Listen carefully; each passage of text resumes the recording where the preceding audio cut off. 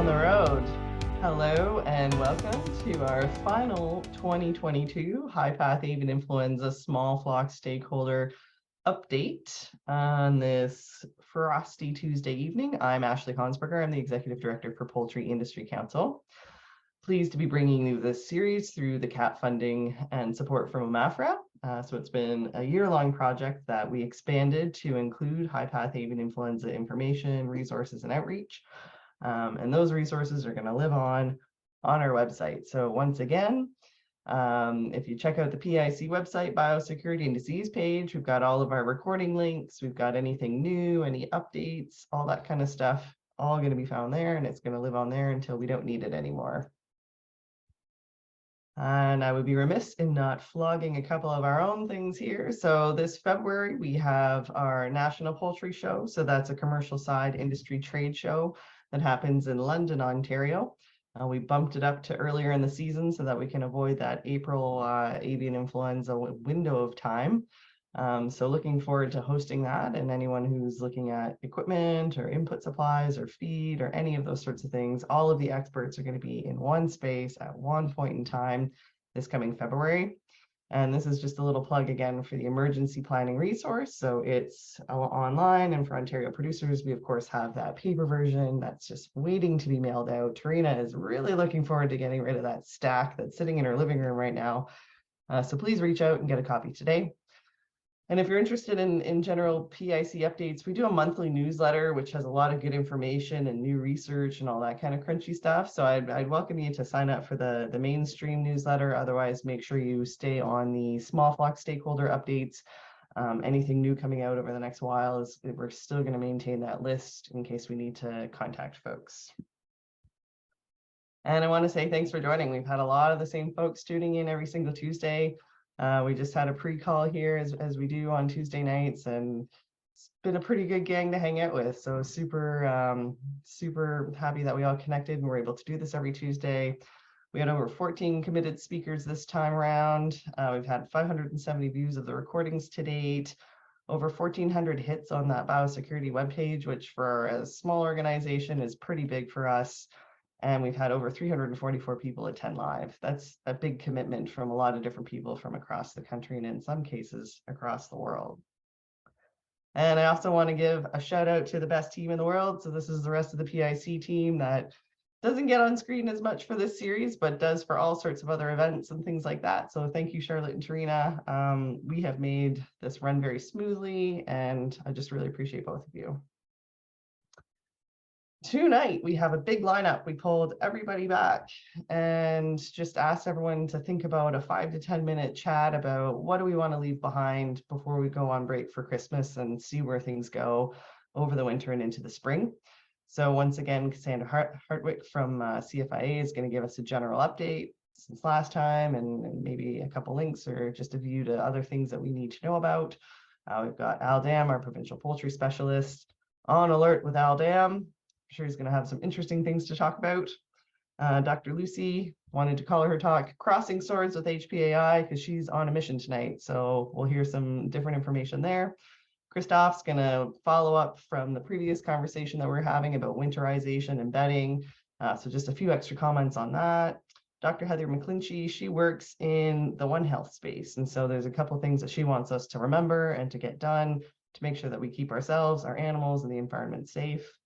Christopher Sharp has a little bit of a sobering look at what's going on in the wild bird space and some other comments as well. And similar, Brian Stevens working in the wild bird space as well. So he's going to give us a few thoughts to leave behind with this. And then lastly, we have Dr. Emily Martin. She's one of our frontline soldiers working in the lab space, and she's just going to talk a little bit about what that looks like and what we need to know to make their lives a little bit easier, perhaps.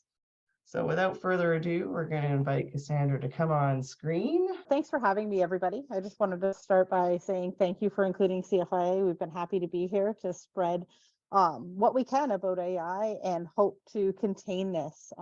Good news in Ontario is since our last call, we've had no new IPs.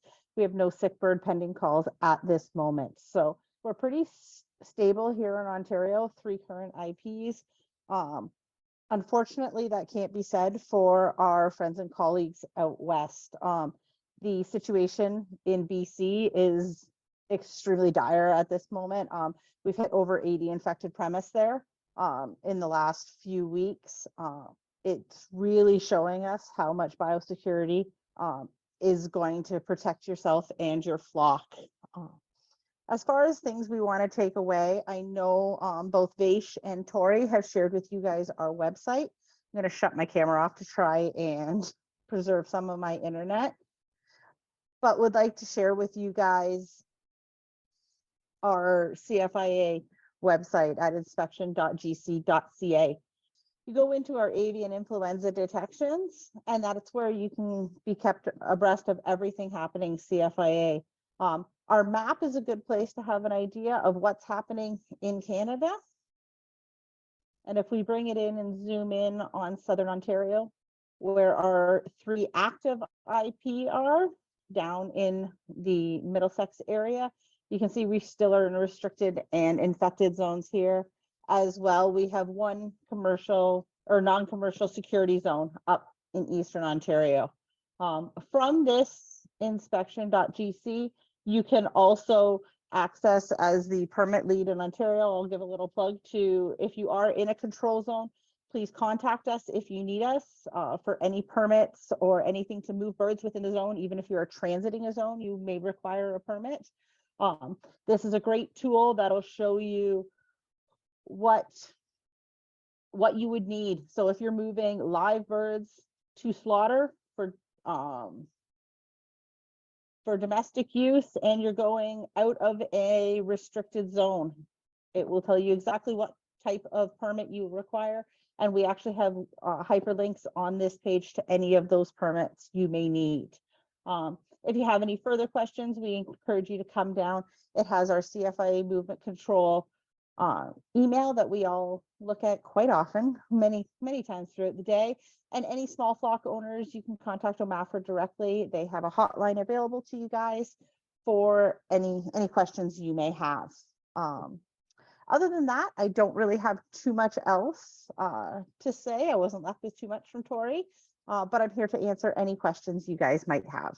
All right, thanks, Cass. You're on the No News is Good News bus for Ontario, but definitely unfortunate to see what's going on in BC. And certainly a lot of the stuff that we talk about week after week is hopefully going to keep that at bay for Ontario producers.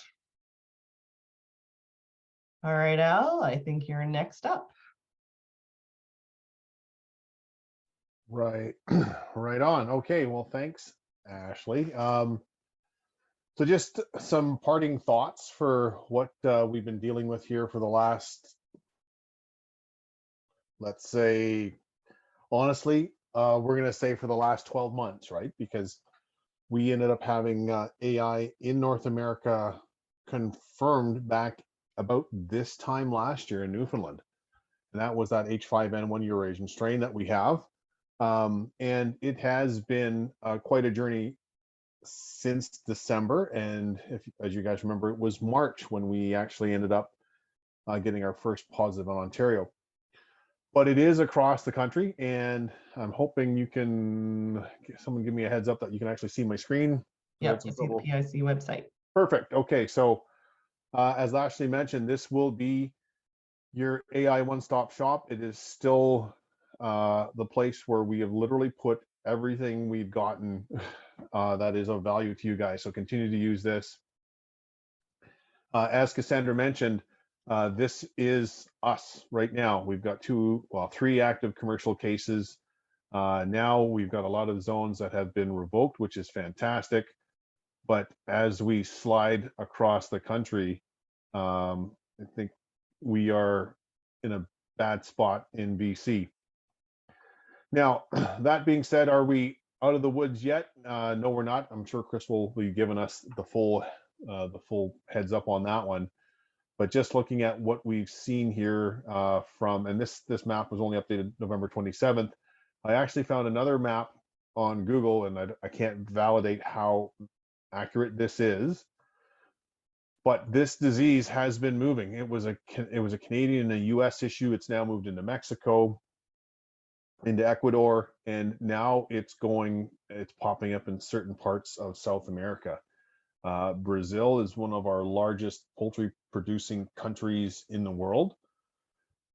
So we're hoping that it doesn't show up there, but it is already causing a lot of challenges. And you guys have been hearing on the news things about, what is turkey availability. We got asked yesterday or last week about egg availability. This could be an issue for us, but just taking a look at this, like you can see, we are peppered. All of North America is peppered with some of these challenges, and I think it's practically every state except for 2, if we include small flocks, that have been dealing with avian influenza in the U.S. Now, that being said, keeping things safe, yes, it's going to be a function of deterring migratory birds. And if we think back to the fall, back in September when we first started getting let's say our first 10 this fall, were all small flock. You got to remember that this was all small flock positives we had, almost all small flock positives with, to be honest, no biosecurity, right? Outdoor access, ponds, birds were actually able to intermingle with wild birds. That was the low-hanging fruit. But now as we head in the winter, we're seeing, and Chris will show you this, we're seeing some pretty horrendous things on some of our larger waterfowl species, and we're not out of the woods yet. This disease loves the cold weather, and we will see that with what we'll see going forward with how this virus will stay in the environment.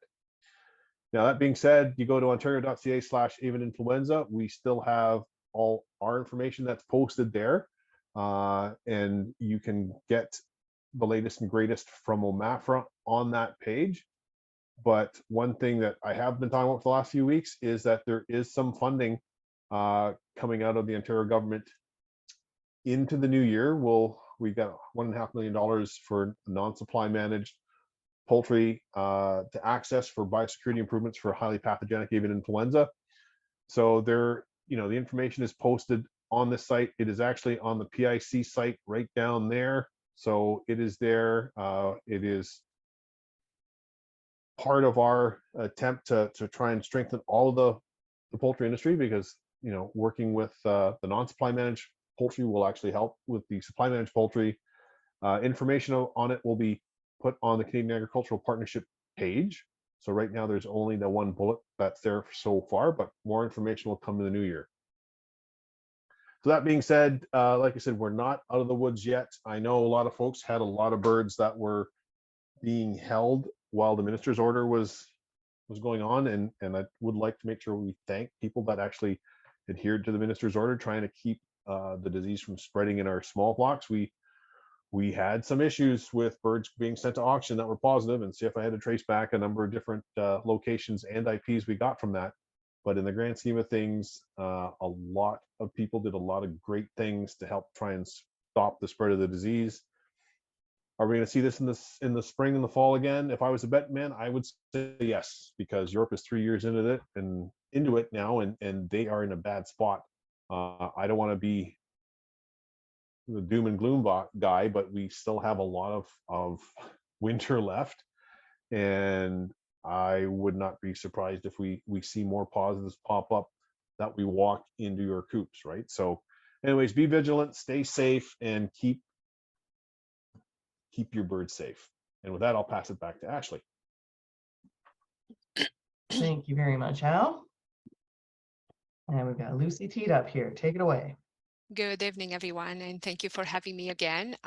I just wanted to say on behalf of Ontario Ministry of Agriculture, Food and Rural Affairs, I wanted to thank you so much for attending this webinar and for trusting in us and for spreading the words on avian influenza to your peers. Tonight, I was going to talk about crossing swords with avian influenza, mostly like a wrestling with this disease, and then overwhelmed by the historically high rate of culling, some countries launched vaccine trials in poultry despite trade implication and public health risk.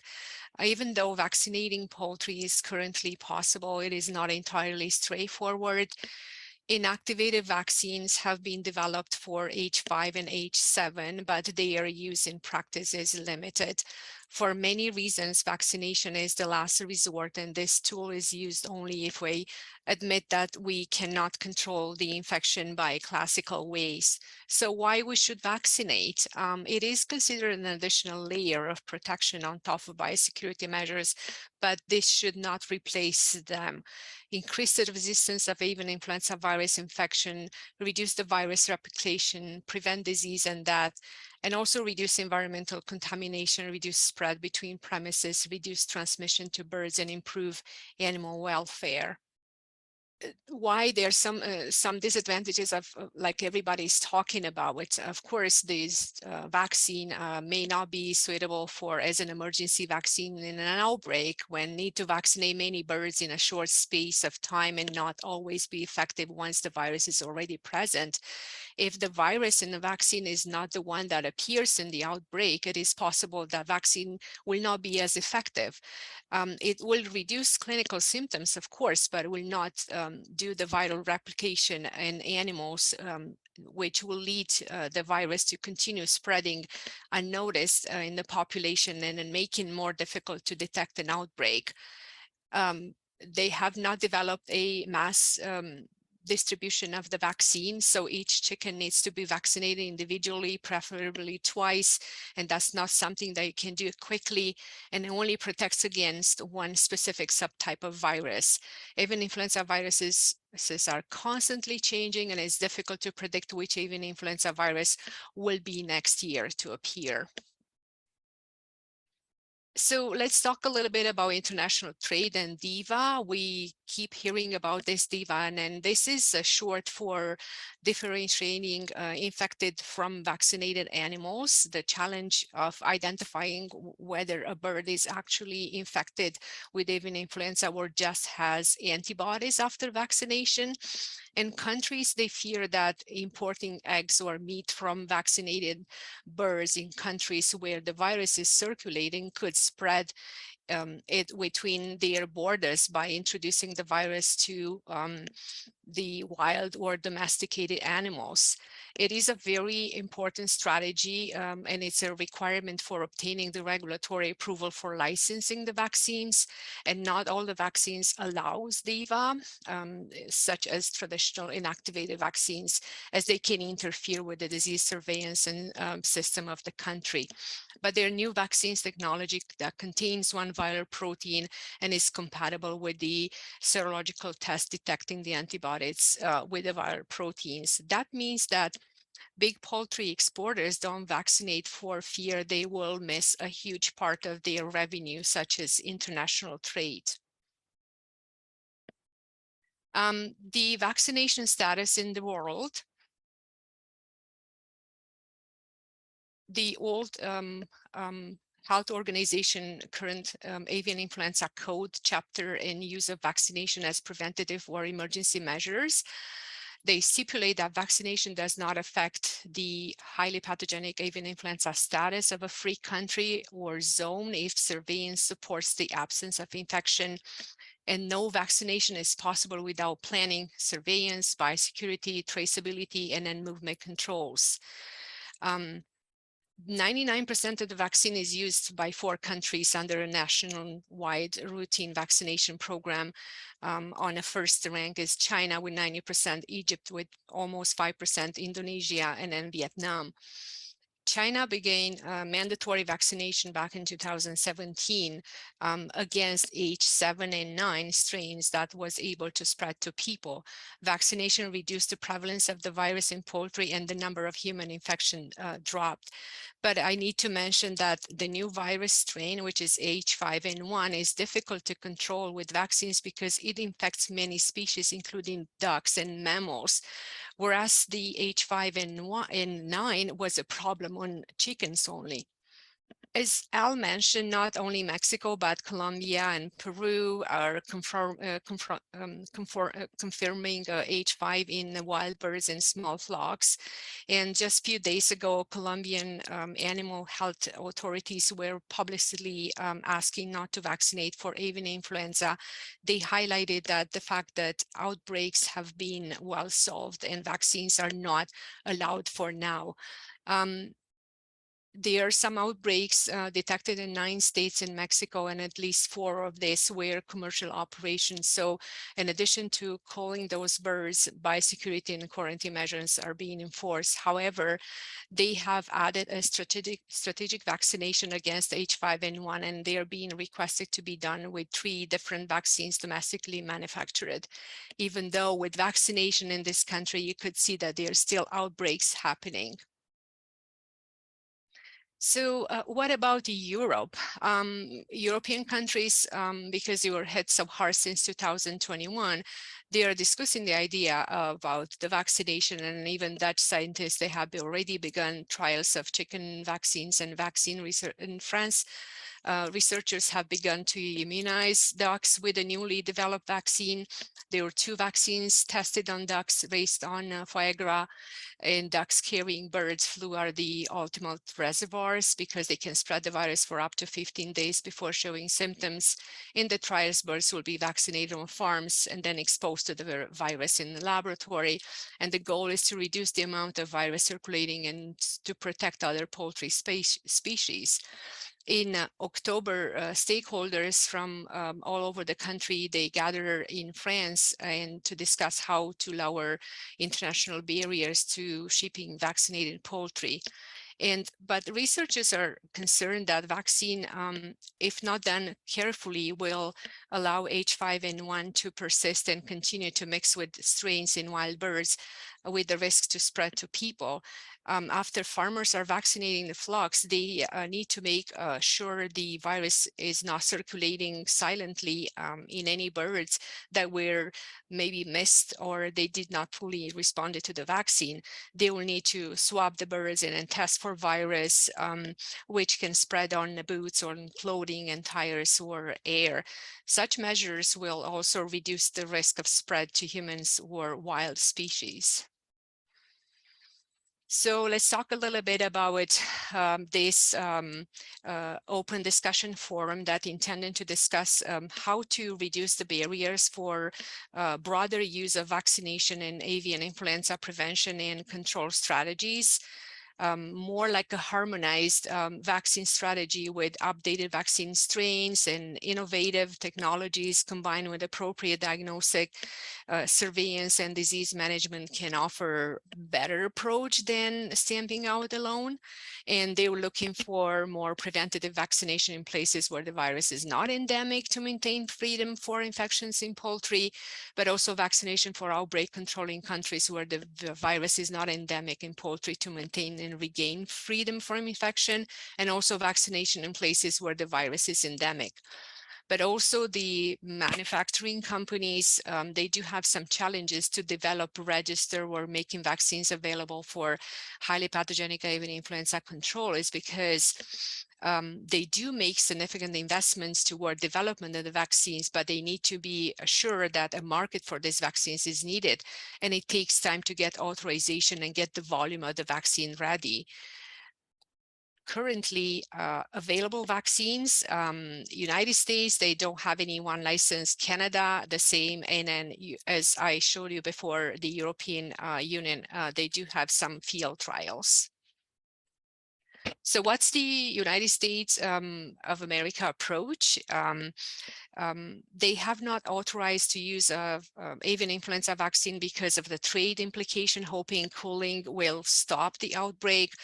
The United States poultry industry is taking a wait and see approach, but in Europe, the devastation wrought by the virus and the cost and logistics of cooling millions of birds may be changing the calculus. So they are modifying, United States are modifying existing vaccines and testing new ones against the current H5N1. And they want to start with the zoo collection birds. It's a good acceptance already being done by several countries in Europe. And they will do a surveillance program for poultry and then also emergency vaccination within a control area. That will be turkeys and pullet layers, but products will not be eligible for exports. And what Canada is doing, of course, because United States is the biggest country where we are exporting our products, we try to be aligned with the United States. And then what they are looking for is to update the draft policy on the vaccination, and they'll discuss the vaccination strategy surveillance with key trading partners, validate tests using environmental samples, select vaccine candidates. They will conduct risk assessments for use of vaccination proactively. And then, of course, in wild birds, continuous surveillance for early detection of new circulating strain. They are also considering vaccination strategy for zoo collection birds. And that's aligned with United States Department of Agriculture. A definition of a zoo bird means a bird species that are threatened, endangered, or other high conservation or education value. It's a long life birds, expensive and rare, who do not enter the food chain. Stamping out policy does not apply to wild birds or wild captive birds. And also there's an outside the box thinking about maybe explore the bait vaccination for wild birds, that will be in the future. So I think the highly pathogenic avian influenza vaccination is still distant in the future. There is lots of work ahead before vaccination can be implemented. And consideration regarding negative trade impact, I think will just play a big role. And I think it will be a marathon, but not a sprint. So again, I thank you so much, and I hope I haven't disappointed you about this news. And then it will take a while, and then probably we are assuming that the first vaccine will show up somewhere at the end of 2023, so next year. And we hope that we can start implementing some as emergency, but again, trade implication, it's a big thing to go. Thank you so much. Thank you, Lucy. I think it's really helpful just to kind of understand how complicated the context is. It's not like human health vaccines where we just want to get them out there as quickly as possible. So we're relying on all of that basic animal husbandry and biosecurity stuff that we know has the potential to continue to work. Very strong recommended. Thank you so much. Thank you, Lucy. All right, Christoph, take it away. So yeah, I gave a presentation a few weeks ago, and just wanted to wrap up some of the thoughts that maybe I didn't finish with all of you that particular night. And this one is on temperature and housing type as it relates primarily to small flock layers, which I think some of you will be. And I say this because in my work, so I come to this poultry thing from other work, having worked in the beef and sheep industry a lot in the past. And I think about the birds I've actually seen on farm in these small flock conditions. And I see many of them are actually in, and I'll call them battery cages, because they wouldn't even be conventional cages in mainstream poultry. So people have gotten, you know, a run of cages and they hang them up somewhere in the barn above a calf pen or you know, sheep pens or whatever. So I've seen those actually on a number of farms over time. And I just want to say some things about temperature, and that you know, some of these opportunities we have in small flock that lets people play with your housing types and temperatures are important, because the message we tried leaving you with last time is that we want to have good air quality for these birds and maintain draft control. Okay, so this is the warm and fuzzy part of the talk tonight. So think about this microclimate thing, that if those animals are in those battery cages hanging on those walls in many of these conditions, they're going to be more temperature sensitive. So all these things that people say about temperature and needing to provide heat for these animals is true. Okay. When we come into some of these other more, let's call them free range conditions, we have some of these other opportunities because the animals are moving, they can perch, they can do what they want, they can wallow in bedding and so on and so forth. So just, you know, to alert everyone that those conditions are a little bit different. But again, our whole goal in all this is getting air quality and maintaining whatever that minimum temperature is. Again, keeping in mind it's going to be different for these two different housing systems. And that light, liquid water and ample feed is really where we need to be for winter, and then some more judgment around that. So one of the resources, and I'm not suggesting that, you're running young birds at these temperatures. So this is out of Lohmann's. This is one of your large chicken genetic companies. And so I'm not going to spend a lot of time on this. You can rewatch the video if you want to see these tables. The point is the table on the screen right now tells you that when birds are very young, they need heat, right? Until they can thermoregulate themselves. But it becomes a little bit different. And this is literature out of Europe that I actually pulled up for the PIC producer meetings a number of years ago. I gave a presentation at that time about, heating in different barn systems. And I just want to draw everyone's attention to the difference between what the paragraph on the left says and what the paragraph on the right says. And again, you can come back to this in watching the video later for the details. And what I just want to point out to you is that, again, what it says on the right speaks very differently about birds that have been habituated to cold temperatures and a little more leeway about some of the rigid things we'd say about temperatures as it relates to that. So again, there is some flexibility in these birds. These birds are tough, as many of the speakers have talked about. So there's some opportunity there to work on. We talked about bedding too, and this is my last slide. And this is one of the things I went away, and I don't know how many people are aware of this. Certainly some of the pigeon people on this call are aware of using this type of product, whether they be fuel pellets or bedding pellets, wetting them slightly so that they come apart and basically form sawdust, right? So this is a way to buy essentially sawdust in discrete tight packages.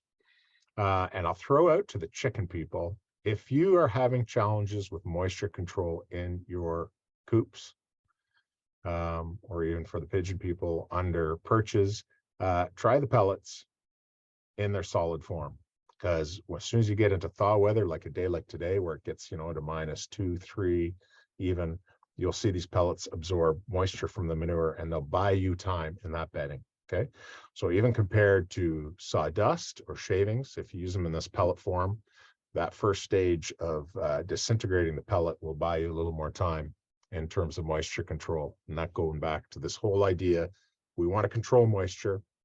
We want to control manure, nitrogen, because that's what's going to create ammonia and make your coops and lofts stinky in the winter when you try to close them up to preserve heat, right?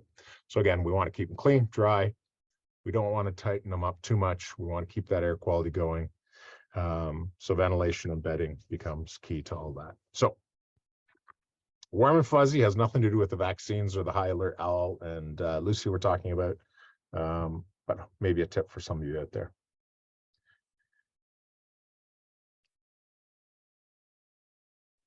Thanks, Christoph. That's great. That's some good value-added information and some insights from things that you've seen out in the field as well. Next up, Dr. Heather McClinchey. Yeah, and thanks for that. It's amazing to me with my chickens how tolerant they can be of the winter when they get acclimatized to it. So I think sometimes they almost do better than I do. So I was just going to pop on today to have a quick chat about some public health updates. First off, there has been a fatality of a woman in China who was 38 years old, who contracted H5N1. My understanding from the reports is that she passed earlier this fall, and this was just recently reported. I don't say that to scare people, but I just think it is a good reminder that we need to be respectful of this disease and not take it lightly or be flippant with our PPE or our precautions. I have provided the organizers tonight with some links to resources from the Ministry of Health and also from the Public Health Agency of Canada, particularly highlighting the risk and some of the messaging for those who hunt wild birds. giving you a preview of what Chris is going to be chatting about shortly after me. And I just want to, without sounding like I'm standing on a soapbox too much, remind everybody that please, it really is important that you get your seasonal flu shot. Your seasonal flu shot is not going to protect you necessarily from getting H5N1, but it is going to protect you from picking up the circulating influenza viruses that we know are out there right now. They're thick. People are getting sick, and it's clogging up our healthcare system. We do not want to encourage people from getting dual infections of H5N1 and a circulating influenza virus. That's how we make really, really nasty combinations. So please, it's a really good thing to protect you and your family to get your seasonal flu shot. So Ashley and Charlotte are going to be able to provide links for to those resources from the Public Health Agency of Canada and from the Ministry of Health, and pass it on, I guess, to Chris to talk about wild birds hunting. Thanks very much, Heather. And I think Charlotte popped one of those links up about hunting, so that's a good thing. We had a good chat on the session last week about rabies and some of the other animal to human health issues. So it's definitely good to think about the impacts of our flu vaccination and that kind of stuff. So thanks. Chris. Thanks, Ashley. You see my screen okay? Yeah, it looks great. Okay, perfect. So I wanted to take this opportunity to kind of give a rundown of all the surveillance that we've done on wild birds in 2022. It started off in the spring with hunter shot snow geese in Eastern Ontario. We found 6.5% of those birds had H5. We had a lull through the summer months with our Canada goose banding both in Southern and Northern Ontario, not rendering any positives. That was great news and reaffirms some of the things we've seen happen in Europe, where waterfowl seems to get a bit of a lull during the hotter summer months. Quickly though, through August and September, things ramped up, seeing really quite staggering rates of infection in ducks banded in September and August, or August and September, sorry. Fortunately, we did some work on sandhill cranes in northeastern Ontario. Those birds were just coming out of the boreal forest, and we didn't detect anything. And we know from the European experience that cranes, anyhow, can be very susceptible. Some new information that is hot off the press as of late last week is the results, partial results from our hunter shot waterfowl surveys. So here's a map of where we sampled hunter shot birds, both ducks and Canada geese in Southern Ontario. We had a total of 174 ducks sampled and 123 geese, all Canada geese. The ducks had quite a high, still had quite a high non-negative prevalence for matrix AIV. So I just want to highlight that this is not high path. This is just run-of-the-mill avian influenza. We don't know what proportion of that is high path. But in the Atlantic Canada, they have found still relatively high prevalence of high path in their samples out there. So we're still waiting on the H5 results, but I wanted to show this map to folks that we still have uniform distribution across Southern Ontario. These samples were taken from middle of November to the December 9th, and we're still detecting this at similar rates to what we saw in September. So it's still out on the landscape in a fairly significant way. One, I know a couple of weeks ago I mentioned about the snow goose situation in Eastern Ontario. That's still an evolving situation. Hopefully with the colder weather and the snow that's supposed to move in Eastern Ontario, those birds will move out, but that the avian influenza is going to be continue to be a problem for those birds as they migrate south. In the Embrun and Russell sewage lagoon situation, we have now over 60 snow geese and 3 Canada geese that have been found sick or dead, and that's in a window from December 1st to December 8th. Those sites have not been visited since December 8th, but there are still birds there, so we anticipate that number to continue to decline. All the samples submitted have come back matrix positive, and 6 of 6 analyzed so far for H5 have been positive. H5 results are still pending for our remaining 9 samples submitted. In Williamsburg, sorry, there's a typo there. I was there today. There was over 45 snow geese and 2 Canada geese found sick or dead. Those samples will be shipped to Brian tomorrow. But there was obvious neurological symptoms in many of the birds there. And I will show, following this slide, I'll show a video. It's a little bit disturbing, so if you don't want to watch, close your eyes. In Quebec, they have many more snow geese than we have in Ontario, and they're seeing scattered die-offs, but the largest die-off has been in the area around Saint-Jean-sur-le-Richelieu, and with 465 carcasses being collected so far.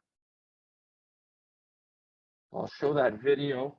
In the video, you're going to see a number of birds that are weak, unable to stand, neurological, and none of these birds really should be on the roost at this time of day. This was taken at around noon today. All these birds should have been out in fields feeding if they were healthy, especially given the cooler temperatures today. So you see a number of birds that are off balance, some especially at the end. There's a dead bird that's frozen in the ice. The birds are clumsy. And then the final bird is doing a stereotypical sort of swimming in circles display that we've seen countless times when it comes to avian influenza. This isn't a very nice video, but I think it's just a reminder to folks that it's still on the landscape, even though it's cooler and we haven't seen the poultry. This poultry situation doesn't seem to be as dire in Ontario as it is currently in British Columbia. It's still around, and you still need to be vigilant if you're in these areas.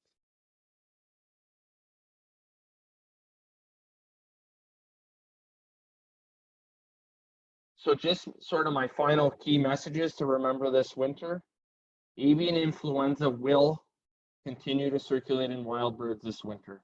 I wish it wouldn't, but it will, and it may get worse for migratory birds. I hope not, but every indication is that it probably will. If you have migratory birds overwintering in your area, please maintain vigilance and good biosecurity throughout the winter months and into the spring. Prevent and minimize any interactions with your flock with wild birds. For all flock owners, use this winter to improve your biosecurity and preparation for the spring. With the exception of folks in southwestern Ontario or along the Great Lakes, you're probably going to see fewer migratory birds once the more severe winter weather hits. Use that opportunity to take all the things we've been preaching to you over the last 8 months, put those things into action and get ready for the spring. And with that, I'd like to thank everyone for attending these calls. The questions on the wild bird side have been really great, and I've enjoyed answering them. Thank you for that. Thank you, Chris, and thanks for sharing that hot off the press information. Again, just to reiterate what Al was saying about biosecurity funding available. So if there's equipment or a pressure washer or something that you can think about how you might want to reinforce that biosecurity tools that you have at your disposal. So now we've got Brian, take it away. Thanks, Ashley. So I'll just reiterate some of the things Chris has already mentioned. In addition to those snow geese that are out in Eastern Ontario, we've seen a few other snow geese in other parts of Ontario that have tested positive for H5 as well. And we've had a couple tundra swans over the past couple of weeks that have tested positive. So we do know that it's out there. It's in some of these migratory bird populations as they move through. And as Chris mentioned, we suspect that it's going to maintain on the landscape a little bit over the winter, and some of the geese and ducks that'll stick around Ontario. The other things that I just want to quickly show you were just the websites that you can look at to keep track of avian influenza throughout the winter months. So we've got our CWHC website here, and you can see when we get onto the main screen, we do have a tab here for avian influenza, and you can see some of our recent blog articles are often about avian influenza, and we have one in dolphins as well as the snow geese in Eastern Ontario and in Quebec. So we are seeing those in different areas of Canada. But if you click on the avian influenza, you'll get brought to our main avian influenza page. I'll show you this CFAA map in a minute. But if you want to keep up with what we're seeing at CWHC in our wild bird population, we have these testing results, and it shows every 2 weeks. So these are the last 2 weeks of November. Those were a good couple weeks for us. You can see no detections during that time, but that did not last very long, as I just mentioned with the tundra swans and snow geese we've had over the past few days. And just a reminder that if you do see any animals that you're concerned about, you want to report them to us, whether they're sick or dead in the landscape, we have our report and submit, where you can go to our online reporting tool, or else if you scroll down, we've got our Ontario Nunavut region with our toll-free number and our email address there. You can contact us. As I mentioned, I want to show you this CFIA webpage. So this is a dashboard, and this is kind of what you get when you go onto it. The legend will let you know what everything is, but basically the stars that you see here are all the poultry, and these circles are the wild birds. So I'm going to take away the poultry and non-poultry and stick with wild birds, because that's what I enjoy the most. And you can see these are all the detections throughout the period. So this is not as useful if you're looking for up-to-date information, but one thing you can do is click on different areas of this dashboard. So let's just stick with Ontario. And then if we go down here to this table and just look at some of the recent cases, and you can see here we've got a trumpeter swan just outside of Toronto that's been confirmed as an H5N1. And then another turkey vulture, and you can continue on kind of looking at what the recent cases are for Ontario and kind of keep that up to date as to what we're seeing with our wild bird population. The last thing I just want to mention is we know that this is probably going to stick around a little bit during the winter, but we want to make sure that people are going to be keeping track of this when we get it come back in the spring. So with the spring last year, we had our first detection mid-March. It was a red-tailed hawk was the first one we detected, so probably a scavenger species, so likely picked it up from another bird that had died on the landscape. And I suspect that we'll start to see it in kind of mid-March next year as well. So definitely something we don't have a lot of time before this starts to pop up again on the landscape and really become a major issue for us. And hopefully we're all wrong that this isn't going to become a big issue again this spring, but based on what they've seen in Europe and what we've been seeing so far as birds continues to move south, there's a big concern that this could come back with a vengeance again in the spring. So definitely get your preparations done now and be prepared for it to be very similar to what we saw this previous spring. And thanks for your time tonight. Thank you very much. And I know you're diligently working through a bit of a backlog and some samples. So we're going to see those maps continuously change and update as we move through time. Dr. Martin, you get to bring us on home. Okay, I'll just turn off my camera so I don't have a competing. Okay, so thanks for having me tonight. I just wanted to go over again the types of samples that we accept at the lab, and just emphasize that having a veterinarian available or connected with your flock is really important when you are having to submit samples to the lab. And I'll go over that near the end of my presentation. So there's two types of samples, as I had mentioned before. Most of the samples that we get at the lab are in the form of swabs or tissues. And so that is the main sample that the virology lab accepts and they are processing. So a lot of those samples, they are for monitoring movement from wild birds and from postmortem samples that we screen. And so when we receive samples of deceased birds at the lab, often we will be talking to the veterinarian prior to the birds arriving at the lab so that we know that what the scenario is as far as what the history is, why the birds have died, what clinical signs have been seen beforehand. Sometimes it takes a little bit of time to decide whether their birds are going to be submitted or whether there will be samples submitted instead. It really depends on the geographic area and whether the veterinarian is in a is geographically close to the small flock or not. Sometimes we do have small flock veterinarians that do telemedicine. So then sometimes there is a geographic separation between the veterinarian and the small flock. So in those cases, they will tell the owners to freeze the bodies of any birds that have died, and that's fine. It's not ideal, but we can work with frozen samples if required. So, however, when we do receive those birds, whether they are frozen or whether they're they haven't had much time, if they've been submitted shortly after they have died, we do in order to make sure that we don't potentially contaminate the postmortem suite with influenza virus. We want to make sure that we control any samples coming in. So we want to make sure that we swab those birds and then we run a PCR to screen for avian influenza before we actually do the postmortem on those birds. So there can be a little bit of a delay once the birds arrive at the animal health lab prior to the actual postmortem being done. So that you need to realize that if you are going to send samples in.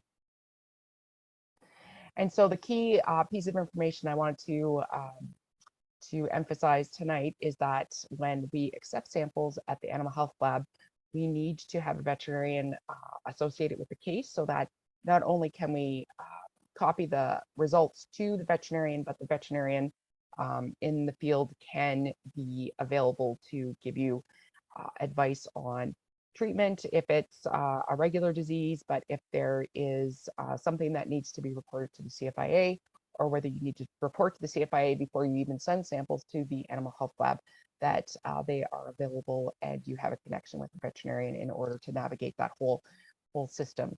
So I know over the years, small flocks have become a lot more common, and trying to find a veterinarian that will work with small flocks can be difficult. So like I had mentioned previously, the best way to try and find a veterinarian local to where you are located would be to go to the College of Veterinarians of Ontario. And at the very top of the page, there will be a button that you can click on that says find a veterinarian. And so over the next few months, while hopefully we are in a lull before the next wave comes, maybe spend some wintry nights perusing your internet trying to find a local veterinarian if you don't already have a veterinarian associated with your flock.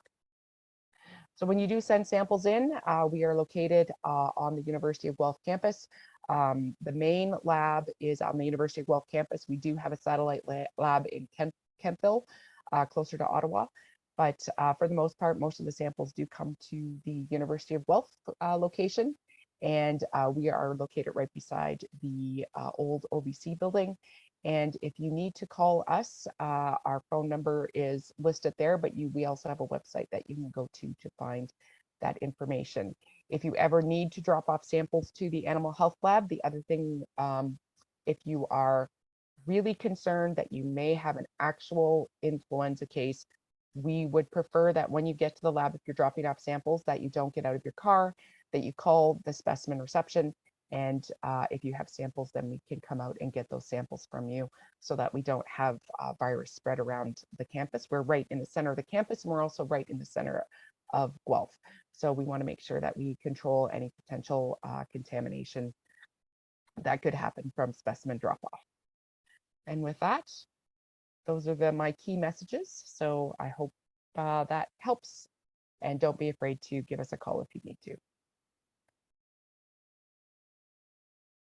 Thanks very much, Emily. That's a really good refresher on what happens when we call in a sample or if we need to take something in to get sampled. So we've kind of basically seen the whole supply chain from the natural environment to ending up in Guelph or Kempville to the lab.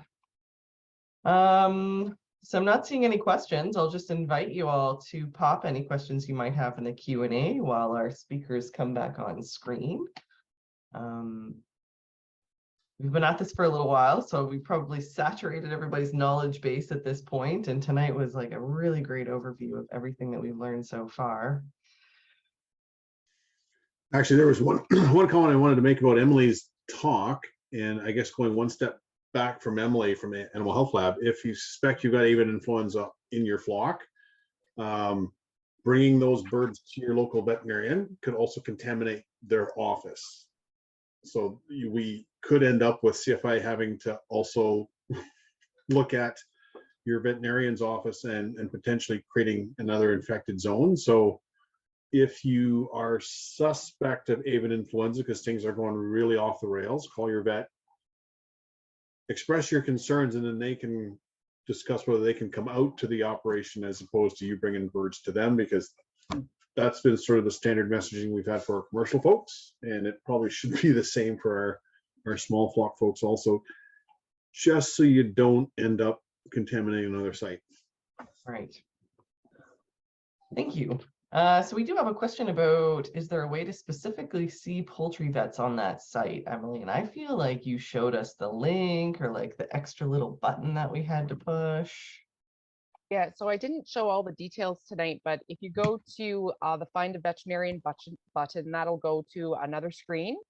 And then within that screen, there is, I think, additional information or a little blue area that you click on to enter additional information. And there'll be a drop down that you need to click on to determine what type of veterinarian you're looking for, and there will actually be a specific small flock veterinarian that you can click on to be able to try and find someone that will look after small flocks. So the reason we have that ability is that when we renew our licenses every year, we have to click on all the different types of species that veterinarians are willing to look at, and now one of those selections is small flock veterinarians. Right. So the one thing I will say is that there is another box that you can click on that specifically will say about different specialties. I'm going to suggest that you don't select the board certified specialists, because not everyone is going to be specifically thanks for sharing that screen. Not everybody is going to be certified as a specialist in poultry medicine. Most of the poultry veterinarians that work with commercial flocks would be, but not for some of the dog and cat specialists or some of the other specialists that work with parrots. They wouldn't necessarily have that designation. So I'm going to say, click on the small flock poultry that they have shown on the screen there, but don't select the board certified specialist, as that will narrow the list down too much. And and you can go from there for your search. Hey, that's helpful. Thanks, Tim, for popping that up on screen there. Okay, so we've got a follow-up for Christoph about bedding. So when you're bedding with the pellets, do you recommend using powdered lime? Yeah, lime seems to keep creeping into all sorts of conversations around dead stock and bedding, et cetera, et cetera. And in all the years, the best reason I have seen that lime is used is usually for fly control, maggot control, frankly, right? So I don't see a place for it in bedding. Because if your goal is moisture control, you need more substrate, right? you need to put more, or you need to clean. So you either need to clean and add more bedding, or you just need to add more bedding and save the lime for whitewashing or, something else. Yeah, you can also remember that that lime is also very caustic, right? So if your birds are standing in that and it's getting damp, you're going to be potentially burning off their pads too. So Right. careful how you use it. I know with some farmers, they think if a little is good, more is better. It may not necessarily be that way. Right. Once again, great big thank you and a round of applause to all of our speakers. Really, really appreciate you taking the time out of your Tuesday nights to share your insights and expertise with us.